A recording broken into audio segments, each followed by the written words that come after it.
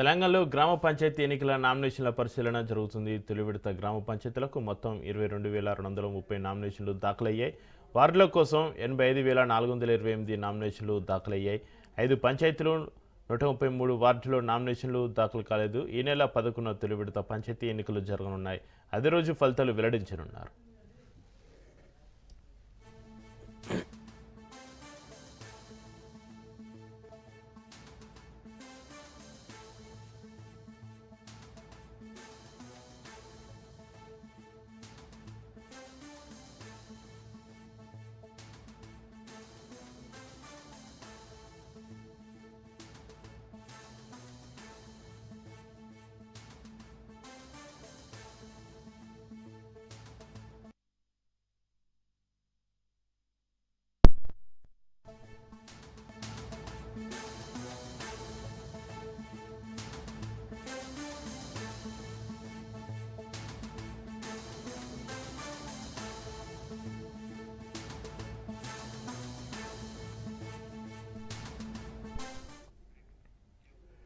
జీహెచ్ఎంసీలో మున్సిపాలిటీల విలీనం ప్రక్రియలో కీలక పరిణామం చోటు చేసుకుంది. మున్సిపల్ ముసాయిదా ఆర్డినెన్స్కు గవర్నర్ జిష్ణుదేవ్ వర్మ ఆమోదం తెలిపారు. తెలంగాణ ప్రభుత్వానికి ఫైల్ చేరింది. ఏ క్షణమైనా ప్రభుత్వం గెజిట్ విడుదల చేయనుంది. ఆర్డినెన్స్ మున్సిపల్ చట్ట సవరణలతో విలీనం పూర్తి కానుంది.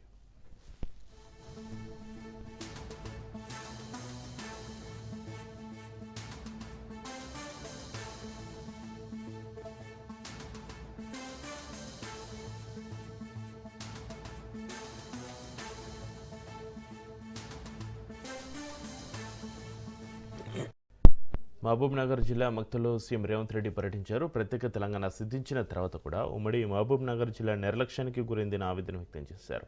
కేసీఆర్ హయాంలో ఉమ్మడి మహబూబ్ నగర్ జిల్లాను పట్టించుకోలేదని తీవ్ర ఆగ్రహం వ్యక్తం చేశారు. బీఆర్ఎస్ పాలనలో జిల్లాకు తీరని అన్యాయం చేశారని దుజ్జమెత్తారు. మహిళలకు ఉచిత బస్సు ప్రయాణం కల్పిస్తే ఆటో డ్రైవర్లను మాజీ మంత్రి కేటీఆర్ అండ్ రెచ్చగొట్టి తమ మీదకు పంపుతున్నారని దుజ్జమెత్తారు. తమ ప్రభుత్వంలో పేదలకు కూడా సన్నభయం ఇస్తున్నామని గుర్తు చేశారు.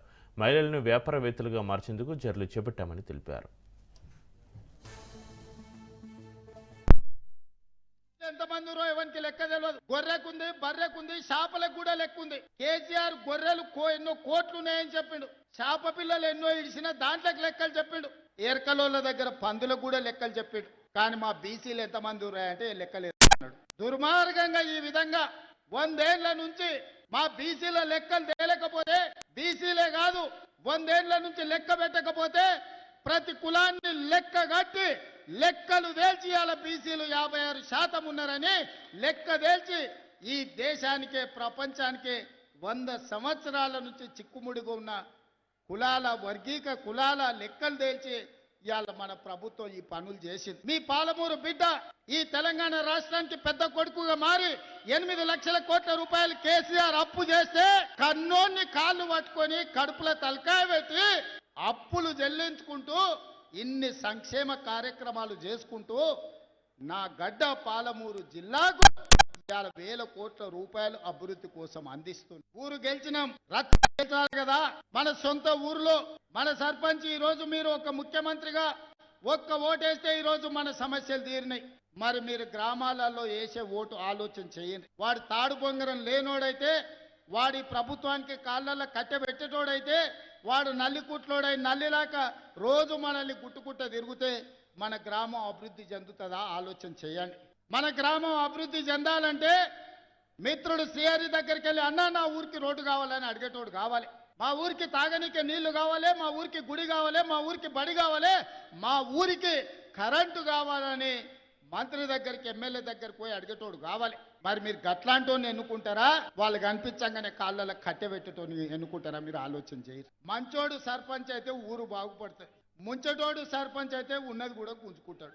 మంచోడు అని మీరు సర్ది కడతారంటే వాడు పోయి బొడ్రాయి కాడ కూర్చొని ఫోన్ చేసి మళ్ళీ ఇంటికి వచ్చిన ఇంకేమన్నా ఉంటే పెట్టాలి. అట్లాంటోనికి మాత్రం ఓటు వేయకండి. ఎవడైనా మన సమస్యలు తెలవాలి, మనతో ఉండాలి, మన సమస్యలు పరిష్కరించడానికి ప్రభుత్వంతో కలిసి పనిచేయాలి. అట్లాంటోనే రేపు జరగబోయే సర్పంచ్ ఎన్నికలలో ఎన్నుకోండి. ఇప్పుడు నిధులు వస్తాయి, గ్రామాలను అభివృద్ధి చేసుకుందాం, ఈ రాష్ట్రాన్ని అభివృద్ధి పదం వైపు నడిపించాలని రేపు 8-9 తారీఖుల్లో తెలంగాణ రైజింగ్ అని ఒక గ్లోబల్ సమ్మిట్ పెట్టి ప్రపంచంలో ఉండే పెద్ద పెద్ద బడా పారిశ్రామికవేత్తలను మేధావులను రప్పించి మా తెలంగాణ ఎంత గొప్పగా ఉన్నదో, మా నగరం ఎంత బ్రహ్మాండమైన నగరమో, మా పల్లెలు ఎంత ప్రశాంతమైన వాతావరణంలో ఉన్నాయో, వ్యవసాయ రంగంలో పెట్టుబడులు పెట్టండి, పరిశ్రమల రంగంలో పెట్టుబడులు పెట్టండి, సేవా రంగంలో పెట్టుబడులు పెట్టండి. లక్షలాది మంది మా తెలంగాణ యువత ఈనాడు చదువుకొని మేధావులుగా ఉన్నారు. మేము మా మేధా సంపత్తితోని మీ పరిశ్రమలను పెంచుతాం, మీ ఉత్పత్తులను పెంచుతాం, మీ ఆదాయాన్ని పెంచుతాం, మీ పరిశ్రమ లాభాలలో నడుపుతామని చెప్పి 8-9 తారీఖు నాడు మనం ఒక పెద్ద గ్లోబల్ సమ్మిట్ను ఈరోజు మనం పెట్టుకుంటాం. కాంగ్రెస్ ప్రభుత్వంపైన మాజీ మంత్రి హరీష్ రావు ఆగ్రహం వ్యక్తం చేశారు. రాష్ట్ర ప్రజలపై కాంగ్రెస్ భారం మోపుతుందని ఆయన విమర్శించారు. కాంట్రాక్టర్లు బిల్లు కోసం ధర్నాలు చేస్తున్నారని ఆయన అన్నారు. విద్యుత్ విధానంపైన సీఎం రేవంత్కు అవగాహన లేదన్నారు. విద్యుత్ రంగంలో కుంభకోణానికి కాంగ్రెస్ తెరలేపింది అన్నారు. ఈ విషయం బయటపెట్టినందుకే తనపై ఎదురుదాడి చేస్తున్నారన్నారు.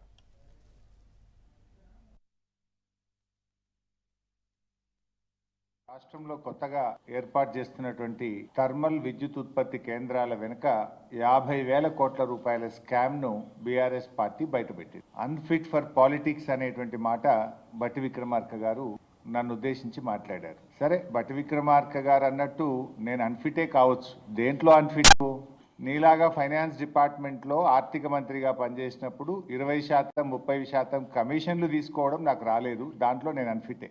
మీరు బాగా ఫిట్ ఇలా, ఎందుకంటే మీ ఫిట్నెస్ బయటపడ్డది కదా. నోరు బారేసుకోవడం చాలా సులువు బట్టి గారు. Give respect and take respect. 24 గంటల నాణ్యమైన కరెంటును రైతుకు, పరిశ్రమలకు, గృహాలకు, పట్టణాలకు, పల్లెలకు ఇచ్చిన ప్రభుత్వం కేసీఆర్ ప్రభుత్వం. ఎవరు అన్ఫిట్? మీరా మేమా?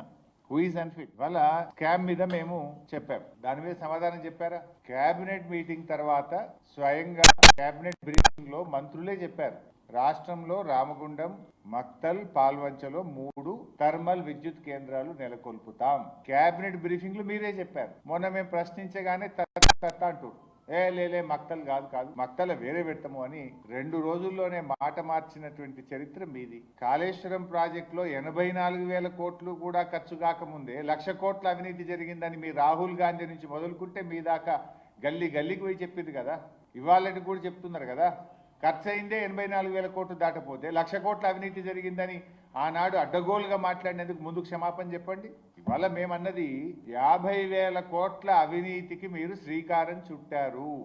ఏ రూపాయి ఖర్చు లేకుండా, రూపాయి రాష్ట్ర ప్రభుత్వ పెట్టుబడి లేకుండా, అప్పులు లేకుండా, అప్పుల మీద వడ్డీలు లేకుండా మీరు ప్రతిపాదించిన రామగుండం థర్మల్ పవర్ స్టేషన్ కంటే కూడా తక్కువ ధరకే ఎన్టీపీసీ కరెంట్ ఇస్తుండగా ఈ అప్పులెందుకు, ఈ పెట్టుబడి ఎందుకు, ఈ ధర ఎక్కువ పెట్టి కరెంటు కొనుడెందుకు అని మేము సూటిగా ప్రశ్న వేశాం.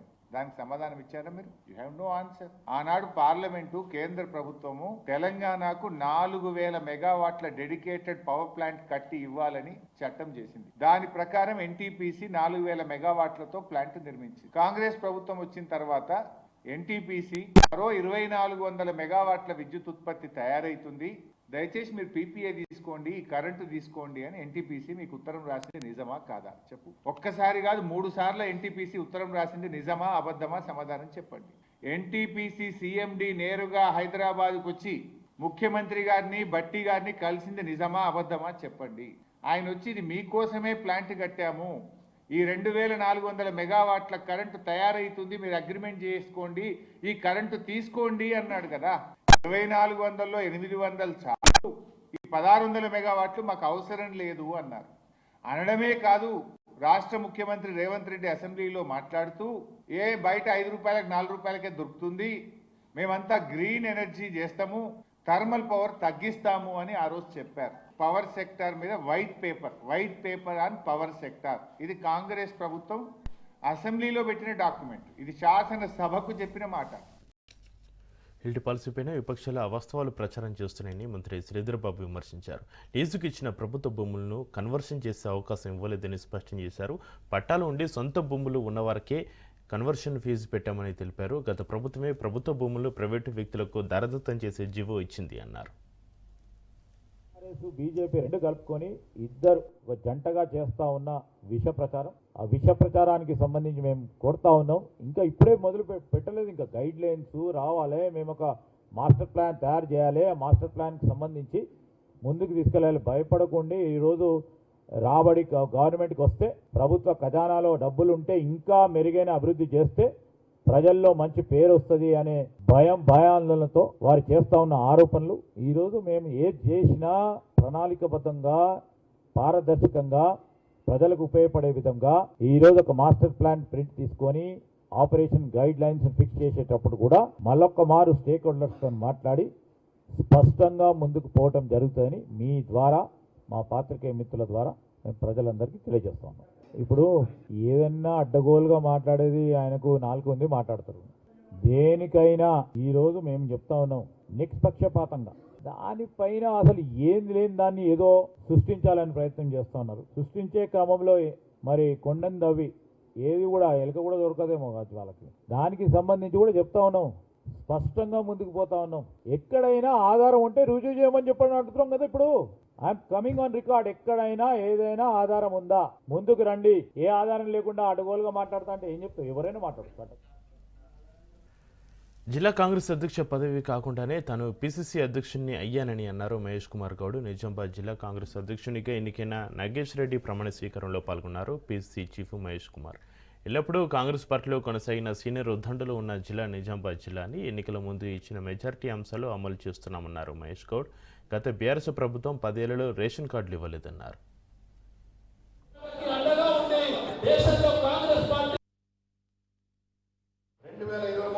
ఫిబ్రవరి మార్చి నెలలో కూడా మనం అధికారంలోకి వస్తామని అనుకోవాలి. కనువైపు చూడంలో అధికారం కనబడి రోజుల్లో కూడా మోహన్ రెడ్డి గారు కానీ, వేణు కానీ పెద్దలందరూ కూడా పార్టీని అంటుపెట్టుకొని కష్టపడి పనిచేశాం కాబట్టి 2023లో ప్రజలు మన పక్షాన తీర్పు కలిగినారు. దాని కారణంగానే కాంగ్రెస్ ప్రభుత్వం ఏర్పాటు, ముఖ్యమంత్రిగా రేవంత్ రెడ్డి గారు ఆనాడు పిసి అధ్యక్షుడిగా వారి నాయకత్వంలో అధికారంలోకి వస్తే వారు ముఖ్యమంత్రి అవ్వడం జరిగింది.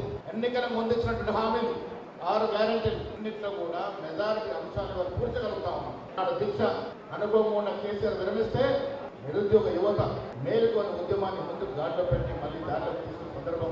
ఆనాడు దీక్ష ఏ రకంగా జరిగిందో ప్రజలకి తెలుసు. ఆ వాస్తవాలు మాట్లాడితే అలా విమర్శించిన పరిస్థితులు లేదు.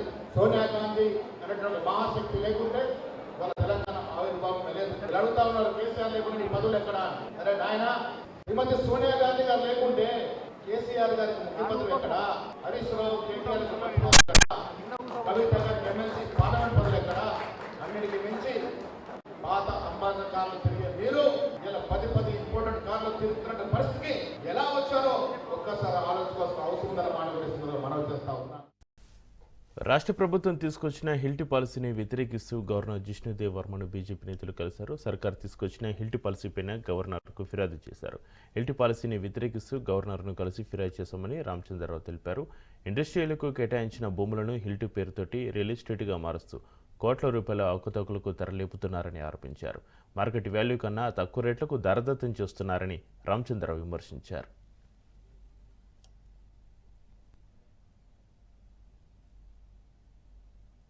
గవర్నర్ గారిని కలిసి ఏదైతే ప్రభుత్వం, రాష్ట్ర ప్రభుత్వం HILT Hyderabad industrial land transformation ఏదైతే ఈ యొక్క జియోని భారతీయ జనతా పార్టీ వ్యతిరేకిస్తూ దీని వల్ల అనేక మందికి ఈరోజు నష్టం జరిగేటటువంటి అవకాశాలు ఉన్నాయి. అంతేకాకుండా ల్యాండ్ కన్వర్జన్స్ పేరు మీద హిల్ట్ అనేటటువంటి ఒక జియో ద్వారా హైదరాబాద్ నగరంలో ఉన్నటువంటి ఒక ఏవైతే ఇండస్ట్రీస్ కు ఆ రోజు కేటాయించే భూములు ఉన్నాయో అది రియల్ ఎస్టేట్ లో ఒక సంస్థలకు దారాదత్తం చేసేటటువంటి ఒక ప్రయత్నం. దాదాపు 9,000 ఎకరాల పైగా ఈరోజు ఒక రియల్ ఎస్టేట్ కింద మార్చి లక్షలాది కోట్లాది రూపాయలు ఈరోజు ప్రభుత్వము అందులో కుంభకోణం జరిగేటటువంటి అవకాశాన్ని ఇవ్వడం జరుగుతా ఉంది. గవర్నర్ గారిని కలిసి ఏదైతే ప్రభుత్వం, రాష్ట్ర ప్రభుత్వం HILT Hyderabad industrial land transformation వచ్చారో ఈ యొక్క జియోని భారతీయ జనతా పార్టీ వ్యతిరేకిస్తూ దీని వల్ల అనేక మందికి ఈరోజు నష్టం జరిగేటటువంటి అవకాశాలు ఉన్నాయి. అంతేకాకుండా ల్యాండ్ కన్వర్జన్స్ పేరు మీద హిల్ట్ అనేటటువంటి ఒక జియో ద్వారా హైదరాబాద్ నగరంలో ఉన్నటువంటి ఒక ఏవైతే ఇండస్ట్రీస్ కు ఆ రోజు కేటాయించిన భూములు ఉన్నాయో అది రియల్ ఎస్టేట్ లో ఒక సంస్థలకు దారాదత్తం చేసేటటువంటి ఒక ప్రయత్నం. దాదాపు 9,000 ఎకరాల పైగా ఈరోజు ఒక రియల్ ఎస్టేట్ కింద మార్చి లక్షలాది కోట్లాది రూపాయలు ఈరోజు ప్రభుత్వము అందులో కుంభకోణం జరిగేటటువంటి ఎన్నికల్లో ఇచ్చిన హామీలన్నీ ఒక్కొక్కటిగా నెరవేరుస్తున్నామని సీఎం చంద్రబాబు అన్నారు.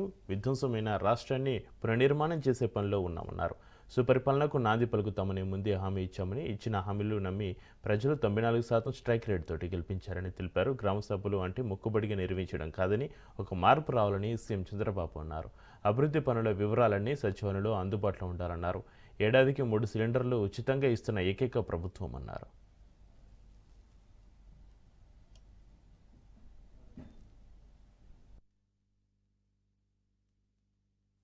ఒక పక్క తెలుగుదేశం, ఇంకో పక్క మిత్రుడు పవన్ కళ్యాణ్ గారు, బీజేపీ నరేంద్ర మోడీ గారు ముగ్గురం కలిసి ఎన్నికల ముందు మీ అందరికీ చెప్పాం. మేము ఆ రోజు ఒక మాట చెప్పాం. ఈ రోజు మా కలయిక మా కోసం కాదు, ఈ రాష్ట్రాన్ని పునర్నిర్మాణం చేయాలి. పూర్తిగా నిర్వీర్యమైనటువంటి ఆర్థిక వ్యవస్థ, విధ్వంసమైనటువంటి ఈ రాష్ట్రాన్ని పునర్నిర్మాణం చేసుకోవాలి. నిండు మనసుతో ఆశీర్వదించమని మిమ్మల్ని కోరాం. ఆ రోజు మేము చెప్పిన మాటలు మీకు గుర్తుంటాయి. ఆ రోజు మేము చెప్పింది అభివృద్ధి చేస్తాం, సమీక్షము ఇస్తాం, సుపరిపాలనకు నాంది పలకతామని నేను, పవన్ కళ్యాణ్ గారు, నరేంద్ర మోడీ గారు మీకు మాట ఇచ్చాం. ఇచ్చిన మాటకు మిమ్మల్ని అందరినీ చూస్తే మామూలు స్పందన కాదు, నా జీవితంలో ఎప్పుడూ చూడనటువంటి స్పందన. ఎవరిని అభ్యర్థిని పెడితే వాళ్ళు గెలిపించారు. 94% స్ట్రైక్ రేట్ అంటే 57% ఓట్లేసి గెలిపించిన ఘనత రాష్ట్ర ప్రజానీకానిది. 175 అసెంబ్లీ సీట్లలో 164 సీట్లు గెలిపించారు. అది చూసిన తర్వాత మా బాధ్యత పెరిగింది. మేము ఆ రోజు మీకు హామీ ఇచ్చాం. సూపర్ 6 అన్నాం. సూపర్ 6 అంటే చాలా మంది ఎగతాళి చేశారు, అసాధ్యం అన్నారు. ఈ రోజు చెప్తున్నా, సూపర్ 6 ని సూపర్ హిట్ చేసింది ఎన్డీఏ ప్రభుత్వాన్ని మరొకసారి విజ్ఞప్తి చేస్తున్నాను. నెలవారీగా పింఛన్లు, ఇది ఒక సరికొత్త రికార్డు. రేపు 14కి ఎగ్జాక్ట్ గా 18 నెలలు అవుతుంది. 18 నెలల్లో ఒక్క పింఛన్ల కోసం 50,000 కోట్ల రూపాయలు ఖర్చు పెట్టాం. ఈ రోజు భారతదేశ చరిత్రలో ఏ రాష్ట్రం కూడా ఇంత పెద్ద మొత్తంలో డబ్బులు ఖర్చు పెట్టడం లేదు. సంవత్సరానికి 33,000 కోట్లంటే 5 ఏళ్లలో మినిమం 1,65,000 కోట్ల రూపాయలు నెలవారీగా పేదలకు పింఛన్లు ఇచ్చే ఏకైక ప్రభుత్వం ఈ. 6 ఎమ్మెల్సీలు ఏపీ మండలి చైర్మన్ కలిశారు. తమ రాజీనామాపైన నిర్ణయం తీసుకోవాలని చైర్మన్ మోషన్ రాజుకు విజ్ఞప్తి చేశారు. పోతుల సునీత, కరి పద్మశ్రీ, బల్లి కళ్యాణ్ చక్రవర్తి, జాకియా ఖానం, మర్రి రాజశేఖర్ జయమంగళ చైర్మన్ను కలిసేందుకు వెళ్లారు. ఇక గతంలోనే 6 ఎమ్మెల్సీలు వైసీపీకి రాజీనామా చేశారు. ఇప్పటికీ తమ రాజీనామా ఆమోదించలేదంటూ హైకోర్టుకు వెళ్లారు జయమంగళ. ఇవాళ ఎమ్మెల్సీలతోటి మండలి చైర్మన్ మాట్లాడారు.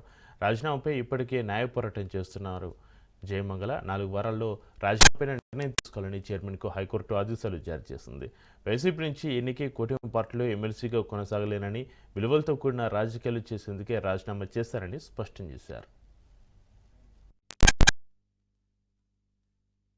నేను స్వచ్ఛందంగానే వాలంటరీగా నా ఇష్ట ప్రకారం నేను రాజీనామా చేశాను అని చెప్పి ఆయనకు సమాధానం చెప్పాను. మరి ఇంకా ఆయన కొన్ని ప్రశ్నలు దీనికి సంబంధించిన కాకపోయినా కొన్ని ప్రశ్నలు ఆయన వేయటం జరిగింది. నేను వాటికి కూడా సమాధానాలు తెలియజేయడం జరిగింది. చివరిగా నా రాజీనామాను అంగీకరించండి, నేను వాలంటరీగానే నా రాజీనామా చేశాను, ఇప్పటికే చాలా కాలమైంది కాబట్టి మీరు రాజీనామాని వెంటనే అంగీకరించాలని చెప్పి నేను కోరటం జరిగింది. నేను రాజీనామా చేసింది ఆమోదించమని అడిగాను. ఆమోదించకుండా ఇంతకాలం పెట్టడం అనేది వాళ్ళు ఉద్దేశాలు సపరేట్గా ఉండొచ్చు. అంతేగాని నేను రాజీనామా చేయకుండా ఒక పార్టీ టికెట్ మీద గెలిచి బీఫారం తీసుకుని గెలిచిన తర్వాత ఆ పార్టీ టికెట్ మీద నేను కొనసాగడానికి నేను నిర్ణయించుకోలేదు. కొనసాగకుండా ఉండటం కోసం నేను రాజీనామా చేశాను. రాజీనామాని నేను యాక్సెప్ట్ చేయమని అడిగాను, వాళ్ళు యాక్సెప్ట్ చేయలేదు. వాలంటరీగా నేను చేశాను, ఎక్కడా బలవంతం లేదు. నేను రాజీనామా చేసిన తర్వాత ఇన్ని నెలలు కూడా వాళ్ళే యాక్సెప్ట్ చేయలేదు. నేను రాజీనామా చేయకుండా వేరే పార్టీల్లో చేరి నేను అక్కడ కనుక నా సభ్యత్వాన్ని కంటిన్యూ చేయాలని నేను కోరితే మీరు అడిగినటువంటి అర్థం ఉంది. నాకు వైఎస్ఆర్ కాంగ్రెస్ పార్టీలో నాకు జరిగినటువంటి అన్యాయం ఈ రాష్ట్రంలో బహుశా ఎవరికి జరిగి ఉండదు. పబ్లిక్గా ఏమి చేస్తామని చెప్పి చేయలేదు. చేయకపోగా ఇంకా రాజశేఖర్ అనేవాడిని ఎట్టి పరిస్థితుల్లో కూడా చిలకలూరుపేట నియోజకవర్గంలో రాజకీయంగా బలపడటానికి వీలు లేదు అనేటువంటి ఉద్దేశంతో 5 సంవత్సరాలు నా మీద తొక్కిడి పడింది. 2024 ఎన్నికలు అయిపోయిన తర్వాత నన్ను పిలిచి నీకు చిలకలూరుపేట నియోజకవర్గం ఇన్ఛార్జ్ ఇస్తున్నా అని చెప్పాడు. చిలకలూరుపేట నియోజకవర్గం ఇన్ఛార్జ్ ఇస్తున్నా అని చెప్పిన తర్వాత మరలా ఎవరైతే చిలకలూరుపేట నుంచి గుంటూరు పంపించారో మరలా తీసుకొచ్చి ఆమె పెట్టి ఇంక ఎట్టి పరిస్థితుల్లో కూడా నాకు ఇక్కడ గౌరవం లేదు, ఉండటానికి వీలు లేదు అని చెప్పి నేను కానీ నాకు సంబంధించినటువంటి వాళ్ళు కానీ అందరం కూడా నిర్ణయం తీసుకున్న తర్వాతనే వెళ్ళాను. మాకు సంబంధించి నేను అనుకున్నాను ఇంతవరకు 25 సంవత్సరాలు టీడీపీలో చేశాను, సంవత్సరంన్నర వైఎస్ఆర్సీపీలో చేశాను. ఇప్పుడు కూటమి ప్రభుత్వం వచ్చింది, తర్వాత చూసుకోవచ్చు. ఫస్ట్ రాజీనామా చేసి ప్రజల్లోనూ నాకున్న వ్యాపారాలు, నాకున్న కుటుంబ విషయాల్లోనూ వాటిని జాగ్రత్తగా చూసుకుని ప్రజల్లో తిరుగుదామన్న ఉద్దేశంతో.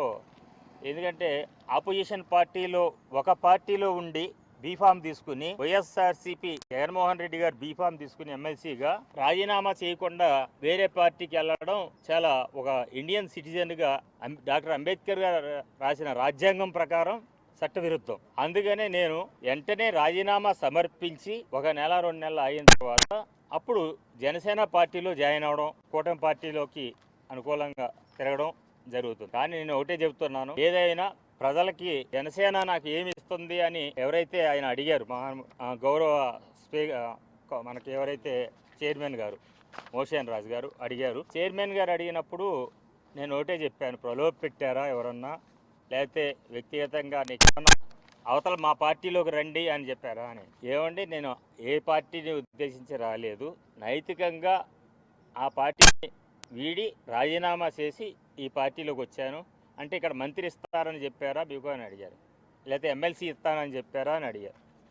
నాకు ఎమ్మెల్సీ ఇస్తారో మంత్రి ఇస్తారో తర్వాత నిర్ణయం సార్.